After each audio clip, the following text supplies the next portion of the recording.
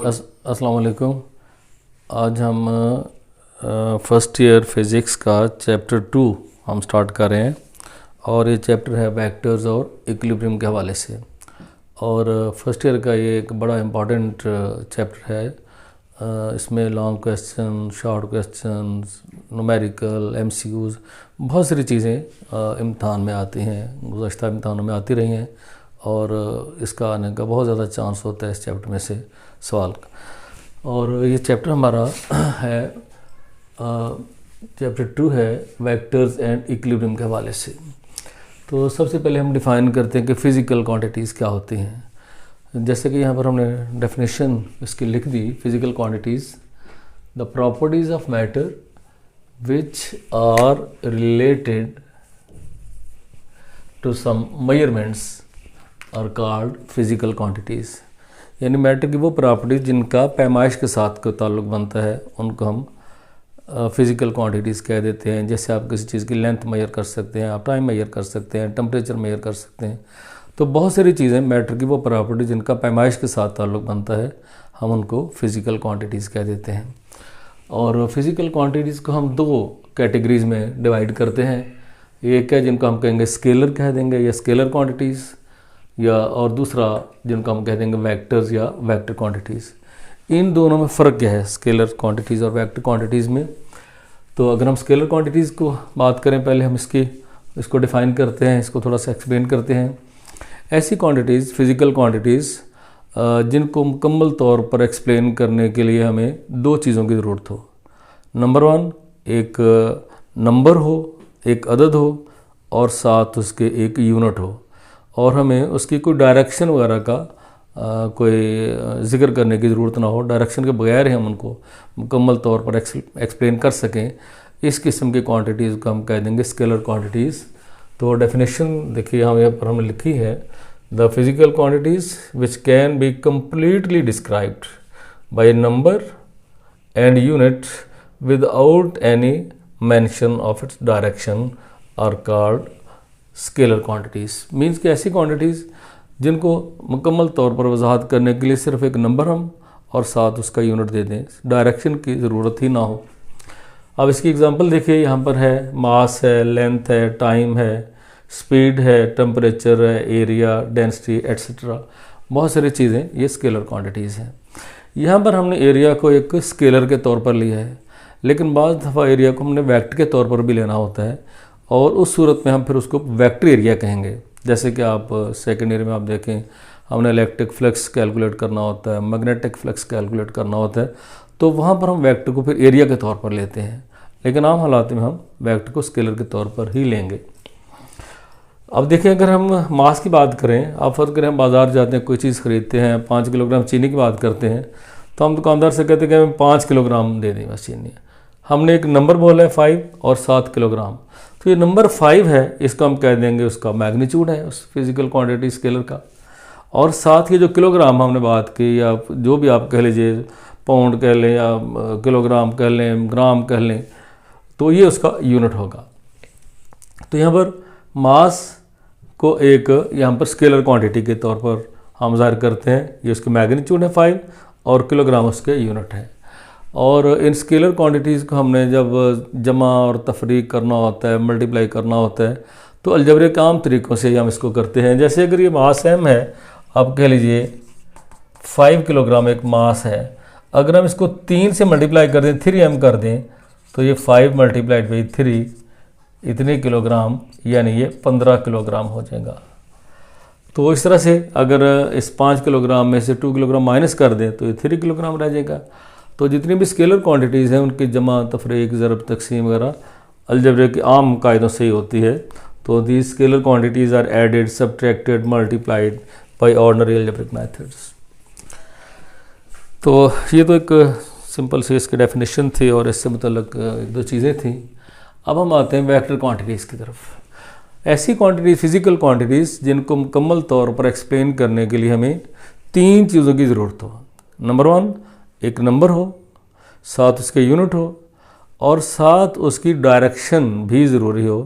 मुकम्मल तौर पर उसकी वजाहत करने के लिए, एक्सप्लेन करने के लिए इस किस्म की क्वांटिटीज़ को वेक्टर्स या वेक्टर क्वांटिटीज़ कह देंगे। और यहाँ पर जैसे हमने डेफिनेशन लिखी, the physical quantities which are completely described by a number with unit and its direction. Direction का भी यहाँ पर बहुत ज़रूरी चीज़ है। तो तीन चीज़ें हो गई, एक नंबर हो गया जिसको हम मैग्नीट्यूड कह देंगे, साथ यूनिट और उसकी डायरेक्शन। तो these are called vector quantities. और ये जो वेक्टर क्वांटिटीज़ हैं ये लॉ ऑफ वेक्टर एडिशन को ऑब्जर्व करती हैं, उनको ओबे करती हैं। पांच क्वांटिटीज़ ऐसी होती हैं जो जिनकी डायरेक्शन होती है, लेकिन हम इवन देन उनको वेक्टर के तौर पर नहीं लेते। जैसे अगर हम प्रेशर की बात करें, करंट की बात करें, तो ज़ाहिर है उनकी डायरेक्शन होती है, लेकिन हम करंट को एक स्केलर के तौर पर ही लेते हैं, क्योंकि वो लॉ ऑफ वेक्टर एडिशन को ओबे नहीं करता। अब इनकी एग्जांपल्स हम देखते हैं वेक्टर क्वांटिटीज़ की। डिस्प्लेसमेंट है, वेलोसिटी है, एक्सेलरेशन है, फोर्स है, मोमेंटम है, एंगुलर मोमेंटम है, टार्क है, बहुत सारी क्वांटिटीज़ हैं ये सारी जो कि वेक्टर के ज़िम्मे में आते हैं और वेक्टर क्वांटिटीज़ हैं। और इन क्वांटिटीज़ को हमने ऐड करना हो या सबट्रैक्ट करना हो तो अलजेब्रिक आम तरीक़ों से नहीं, बल्कि इसके लिए हम वेक्टर अलजेब्रा इस्तेमाल करते हैं। अगर हम डिस्प्लेसमेंट की बात करें कि ये एक वेक्टर क्यों है, फॉर अगर हम किसी कह देंगे यार आप यहाँ से 10 फुट यहाँ पर हट जाएं यहाँ से, अब वो आदमी 10 फुट मशरक़ की जानब जा सकता है, वेस्ट की जानब जा सकता है, साउथ की जानब जा सकता है, नॉर्थ की जानब जा सकता है, तो उसको समझ नहीं आएगी कि मुझे 10 मीटर किस तरफ जाने का कहा गया है। लेकिन अगर हम उसको ये बता दें कि आपने 10 मीटर नॉर्थ की जानब जाना है तो उसको आसानी से समझ आ जाएगी। या हम कह दें कि आपने 10 मीटर साउथ की जानब जाना है या ईस्ट की जानब जाना है, अगर हम उसकी डायरेक्शन स्पेसिफिक कर देंगे तो बहुत आराम से उसको समझ आ जाएगी। तो इसका मतलब है कि डिस्प्लेसमेंट एक वेक्टर क्वांटिटी है। सिमिलरली जब भी हमने बात की वेलोसिटी है और फिर एक्सेलरेशन है, फोर्स है, मोमेंटम है, टार्क है और बहुत सारी चीज़ें, इनको मुकम्मल तौर पर एक्सप्लेन करने के लिए हमें इनकी वेक्टर का, इनकी सिमत का जिक्र करना भी ज़रूरी होता है।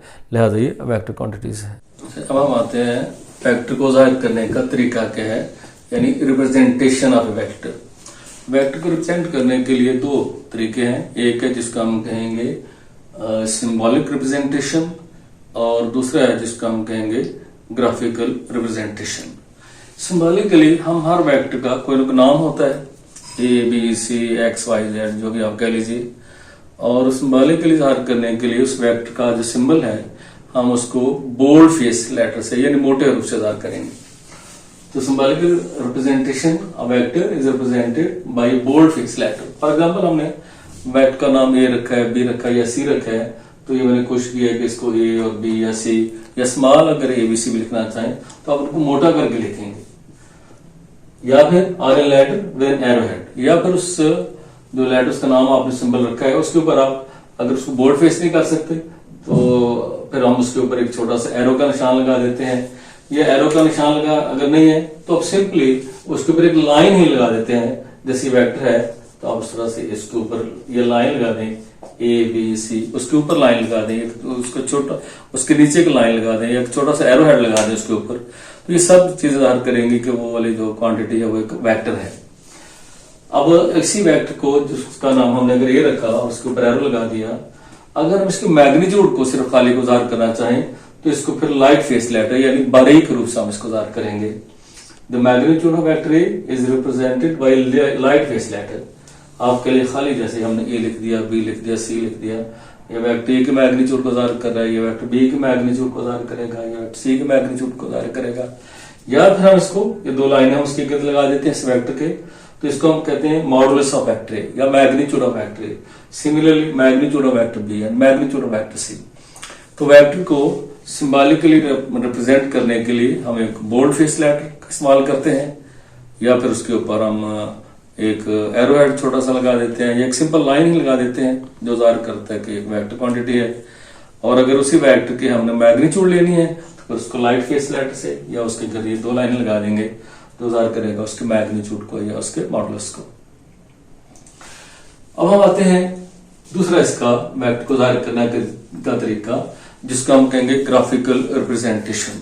तो ग्राफिकली किसी भी वेक्टर को ज़ाहिर करते हैं एक स्ट्रेट लाइन से, और वो जो स्ट्रेट लाइन है उसके एक तरफ हम छोटा सा एरो का निशान लगा देंगे।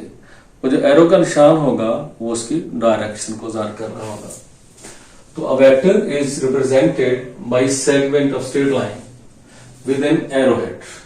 तो जो हमने स्ट्रेट लाइन ली है उसकी लेंथ हम एक मुनासिब स्केल के मुताबिक लेंगे, यानी कि जितनी मर्जी लेंथ ले लें, पहले हम एक स्केल एडजस्ट करते हैं और स्केल के मुताबिक हम उसकी लेंथ लेते हैं वेक्टर की, और उसके साथ पर हम एक एरो हेड का निशान लगा देते हैं एक तरफ। तो जो लेंथ ऑफ द लाइन होगी जो कि according to a suitable scale हमने लिया वो उस वेक्टर के मैग्नीट्यूड को ज़ाहिर कर रहा होगा, और उसके एक सिरे पर जो तीर का निशान हमने लगा दिया, एक एरो हेड लगा दिया, वो उसकी डायरेक्शन को ज़ाहिर करता है।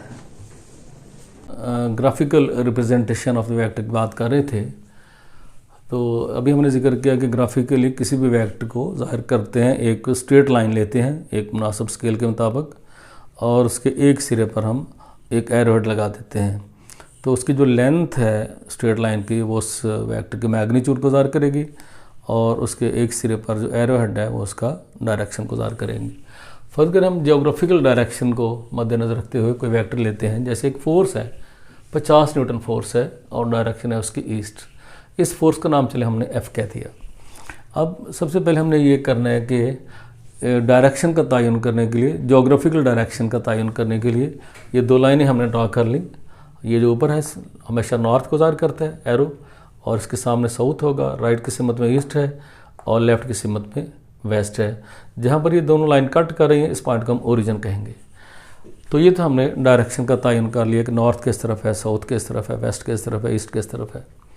अब हमने उस वेक्टर की जो स्ट्रेट लाइन ड्रा करनी है उसके लिए एक स्केल एडजस्ट करना है। तो स्केल हम कोई मुनासिब सा स्केल ले लेते हैं, जैसे आप कह लीजिए 50 न्यूटन फोर्स हम लेना चाह रहे हैं, तो 10 न्यूटन फोर्स को ज़ाहिर करने के लिए हम फर्ज करें 1 सेंटीमीटर लाइन ड्रा कर लें। तो इसका मतलब है कि 50 न्यूटन को ज़ाहिर करने के लिए हम 5 सेंटीमीटर लंबी लाइन लेंगे। तो 5 सेंटीमीटर लंबी लाइन लेंगे और उसकी डायरेक्शन होगी ईस्ट की जानब। अब यहाँ पर जो जोग्राफिकल डायरेक्शन के लिए दोबारा हम यहाँ पर आते हैं, ये नॉर्थ साउथ ईस्ट वेस्ट, ये जहाँ पर ओरिजिन है यहाँ से हमने 5 सेंटीमीटर लंबी लाइन लेनी है। तो ये 5 सेंटीमीटर लंबी लाइन हमने ड्रा की ईस्ट की जानब, ओ से लेकर ए तक, इसकी लेंथ 5 सेंटीमीटर। चले यहाँ पर हमने इसको शिफ्ट कर लिया। तो ये ओ से लेकर ये पॉइंट ए आप कह लीजिए, ओ से लेकर ए तक ये एक वेक्टर है जिसकी लेंथ 5 सेंटीमीटर है। तो 5 सेंटीमीटर उसकी मैग्नीट्यूड को ज़ाहिर करे 50 न्यूटन को, और ये एरो हेड हमने लगा दिया इस तरफ जो कि इसकी डायरेक्शन का तयन करता है यानी ईस्ट की जानब। तो ये पॉइंट ओ जहाँ से ये वेक्टर स्टार्ट हो रहा है इसको हम कहेंगे टेल ऑफ द वेक्टर, और जहाँ पर जाकर ये ख़त्म हो रहा है इसको हम कह देंगे हेड ऑफ द वेक्टर। तो इसको हमने ये जोग्राफिकली ज़ाहिर कर लिया। इस तरह से अगर इसी वेक्टर की डायरेक्शन फर्क करें, हम ले लेते नॉर्थ ईस्ट, फर्ज करें कि मैग्नीट्यूड की सेम है, सिर्फ डायरेक्शन हमने इसको नॉर्थ ईस्ट कर दी। तो अब नॉर्थ ईस्ट का मतलब है कि नॉर्थ है और ये ईस्ट है, इन दोनों के दरमियान ये डायरेक्शन इसकी होगी। लेंथ इसकी वही रखेंगे 5 सेंटीमीटर। तो ये डायरेक्शन नॉर्थ और ईस्ट के दरमियान, तो ये वेक्टर हमारे पास आ गया, इसका नाम आप एफ कह लीजिए। इस तरह से अगर इसकी डायरेक्शन आपके लिए साउथ वेस्ट होती तो साउथ और वेस्ट के दरमियान, चलें ये इसकी डायरेक्शन हो जाती। नॉर्थ और वेस्ट के दरमियान होती नॉर्थ वेस्ट, तो ये इसकी डायरेक्शन होती। तो बहरहाल ये जोग्राफिकल तरीके से इसकी डायरेक्शन को ज़ाहिर करने का एक तरीका हो गया वेक्टर को ज़ाहिर करने के लिए।